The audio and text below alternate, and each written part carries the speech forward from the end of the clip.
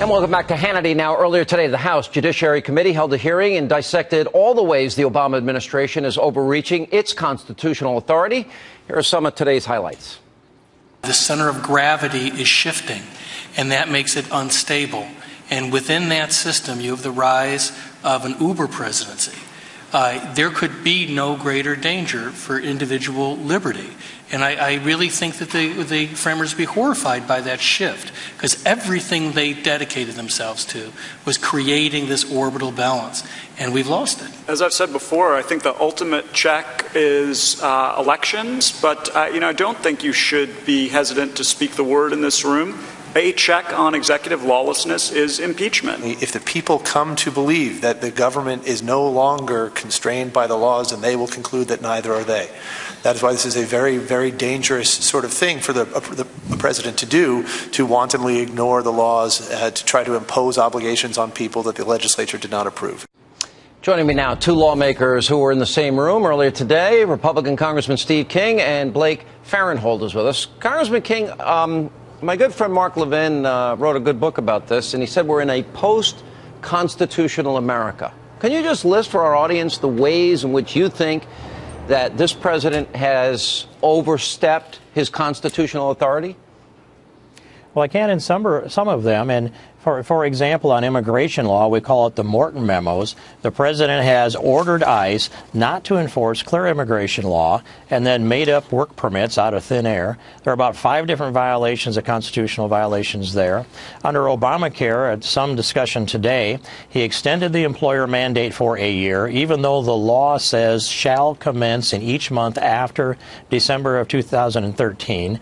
He extended the individual mandate, stretched that out, and now the small package plans. He's got at least 3 times that he's violated the Constitution with Obamacare. He declared the Senate to not be in session to make his recess appointments when the Senate was actually in pro forma sessions, and the Constitution says that the Senate shall make its own rules. That's just some of the violations that we have. It is a long list from this president, an uber president with no respect or little respect for the Constitution itself, Sean. All right, so you have a president that is rewriting laws at a whim, and he's not using the traditional historical checks and balances and separation of powers, and then he's rewriting laws, and he's not enforcing other laws, and as you point out, he just decides, well, I don't care whether you're in session or not, I'm going to go ahead and make a recess appointment.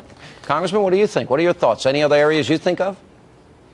Well, listen, the Take Care Clause requires the president to faithfully execute all the laws. It's established principle of constitutional law back from the days of Marbury versus Madison in the 1800s. The president's a constitutional law scholar. He should know this. But he's grabbing as much power as he can, and unfortunately, we're letting him do it in Congress. As one of the witnesses pointed out, this isn't a Republican or a Democrat issue. Regardless of which party is in power in the White House and in Congress, the Founding Fathers intended for Congress to have certain powers, and President Obama is taking way more than the Constitution allows, and we have got to do what we can to stop him. Unfortunately, we don't have a lot of options at our disposal. Well, let's talk about the remedies, because one of the witnesses mentioned impeachment.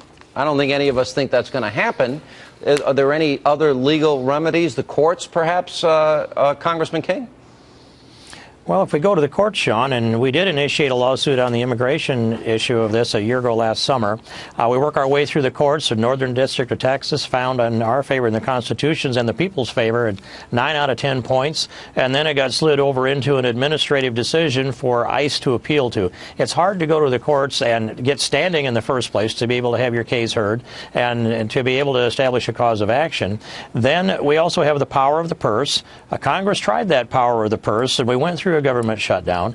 The appetite for that is almost non-existent in this Congress today, and I think the president knows it, and I think he's exploiting that. I just got the news last night that they have threatened a several $100 million fine against the last company that was smelting lead for bullets in America, and now they're shut down. Yeah. So this list, I think the president has decided Congress can't challenge me, they can't control me. He will spend money if he decides to, he'll tax if he decides to, he'll write regulations if he decides to, and he will defy the Constitution if he decides to.